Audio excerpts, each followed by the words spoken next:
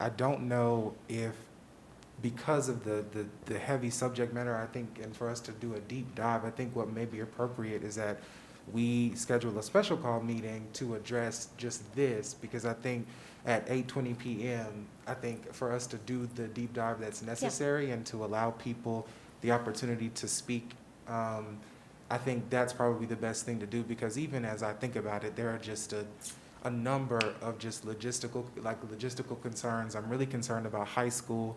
I think right now, even as the numbers, like, and you and I have both been in high school buildings, and we've seen, you know, it says 59%, but that is not what we're seeing in high schools. And for a principal who's trying to figure out right now, you have on your roster, it says that, you know, a certain percentage of your students are back, but that's not what's reflected in your classrooms. And now you're having to follow up, like even right now, you're having to follow up and see why kids are saying that they want to be back, but they're not back. When you add the additional, to me, it just is like another thing, and we haven't quite, I think, gotten enough feedback to be able to move on this now. And I really want to caution us to be extremely intentional and not to move precipitously relative to something so important.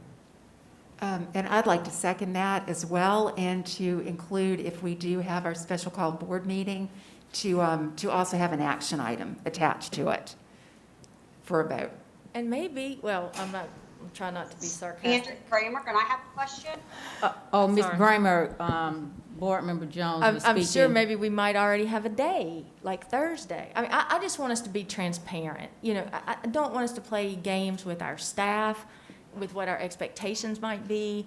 You know, we need to be honest. And if we are thinking that, you know, so if we have a special called meeting to do a deeper dive, am I expecting later this week we would have a different recommendation? Or do we know kind of now what we're doing so people can plan? I don't know.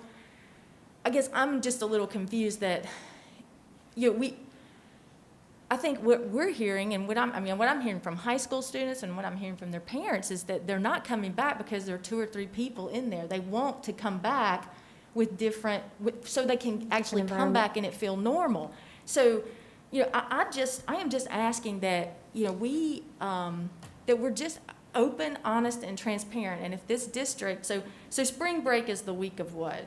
The week, next Next Wednesday, week. next Wednesday is a Flex Wednesday. Right. Thursday is a teacher professional development day, a staff professional development day, and then Friday is a holiday. Right. So then we're off that whole next week. Right.